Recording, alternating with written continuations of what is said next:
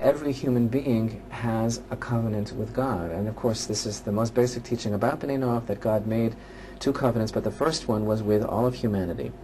But everything that we learn in the Torah, it's about doing. The fundamental principle of a Torah lifestyle for Jew or Gentile is the fact that we have free choice, and that we have a job to do in this world, and that our destiny is to become better people, and therefore to make the world into a better place. And we do that essentially by listening to the advice of Hashem, which is to do the mitzvot in this world, to bring the light down into this world. And that is equally a task for Jews as well as for righteous Gentiles. Now, the reaction of Jews might be just because they're not aware of all of this going on, might be, well, what's in it for you? What, the Torah is for us. They don't understand. Not all the Jewish people understand that the Torah is for all of humanity.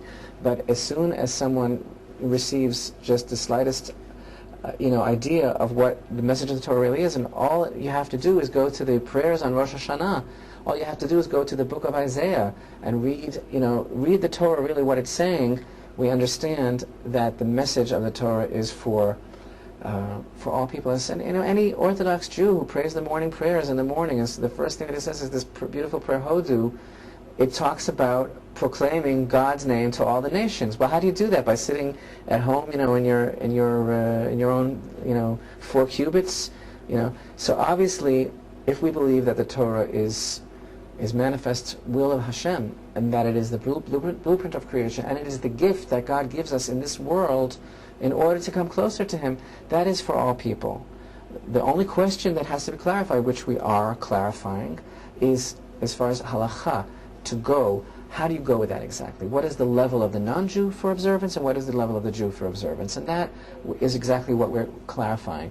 But the message would be, this is your place in the scheme of heaven. In other words, Hashem has a plan for the whole world, and that plan is to bring about the redemption, to bring not only the concept of the messianic arrival, which may be a bit overdone here, it's the redemption of mankind. That means that we should restore the sovereignty of the knowledge amongst all people of who God is, and everyone has a role in that. And this is a very, very historic, prophetic, and godly time for so many righteous Gentiles to be accepting upon themselves the yoke of the Torah, and to realize the great love that Hashem has for them, for all of humanity, and how we are really all connected on that deep level. And so, the message is, first of all, welcome.